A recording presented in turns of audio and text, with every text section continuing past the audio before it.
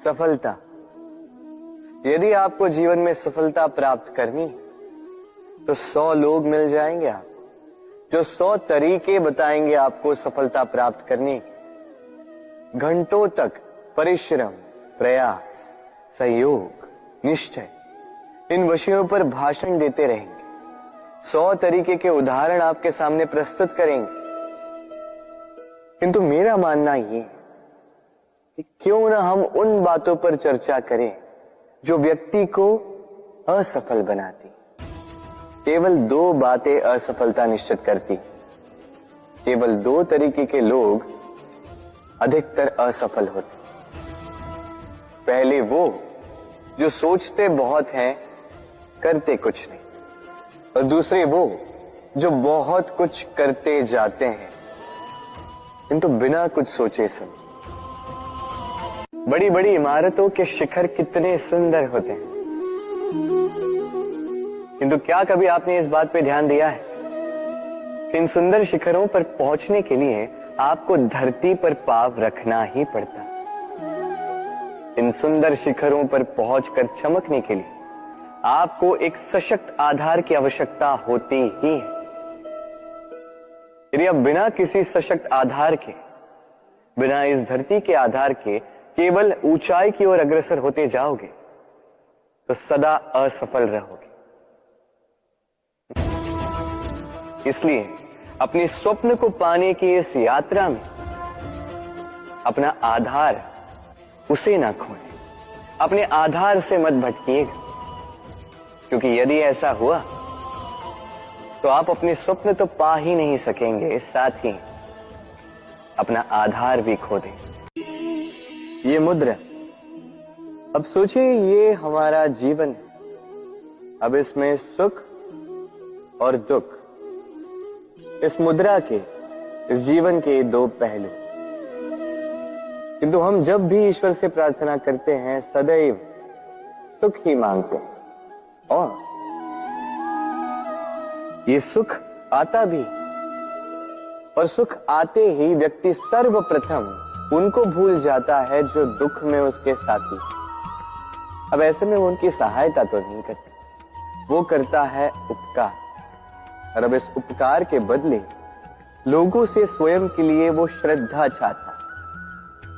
अब श्रद्धा, इस भाव के कारण वो स्वयं को दूसरों से अधिक श्रेष्ठ, स्वयं को दूसरों से भिन्न समझ लेने पर विवश हो जाता है, और अलग होने के कारण उसमें जागता है अहंकार, विष।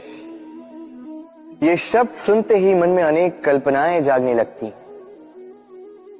कल्पना असहनीय कड़वाहट की, कल्पना पीड़ादायक मृत्यु की। अब यदि आपसे पूछा जाए कि सबसे घातक विष कौन सा, तो आप क्या कहेंगे?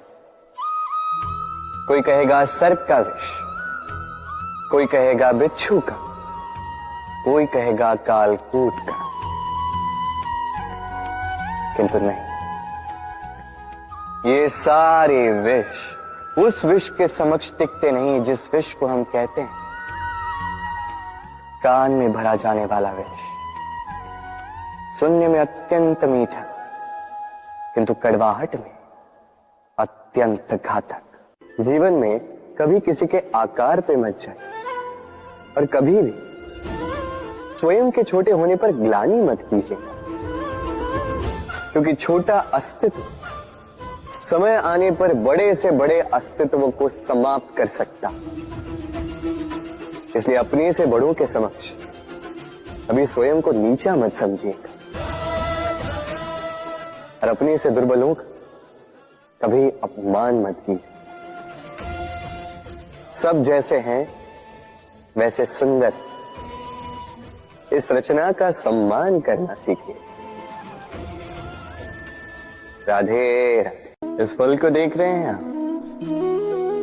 सब जानते हैं कि इस फल से निकला बीज एक नए वृक्ष को जन्म देगा, जो नया वृक्ष इसी प्रकार के फलों को जन्म देगा। परंतु क्या कभी आपने ये सोचा फल और बीज का संबंध इतना गहरा है, किंतु वृक्ष की जड़ों और वृक्ष की शाखाओं में इतनी दूरी क्यों है? क्योंकि दूरी आवश्यक है। यदि आप किसी को अपने साथ सदा सदा के लिए रखना चाहते हैं तो उनसे दूरी समय समय पर आवश्यक है, क्योंकि ये दूरी ही है जिसके कारण आपको आपके साथी के महत्व के विषय में ज्ञात होता है। ये दूरी ही है जिससे आपको और प्रेरणा मिलती है कि उनसे फिर से मिलें। कभी वर्षा के कारण बने कीचड़ से होकर आप अपने घर गए? पादुका पहनने के कारण आप उस कीचड़ से तो बच जाते, किंतु उन पादुकाओं द्वारा उड़ने वाली कीचड़ की बूंदें आपके वस्त्रों को मैला कर ही देती। किंतु फिर भी उन बूंदों से आपके वस्त्र मैले हो जाएंगे, इस कारण से आप पादुका पहनना तो नहीं छोड़ते।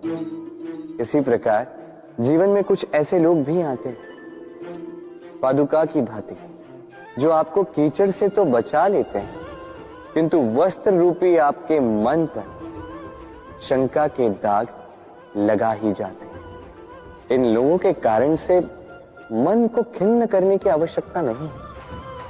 आवश्यक है ये सोचना कि आपको आपके पांव कीचड़ से बचाने या आपके। मेरे दाऊ मुझसे कई बार कहते हैं, कान्हा तुम तो स्वयं नारायण हो, चुटकी बजाते ही यूं ही सब कुछ ठीक क्यों नहीं कर देते?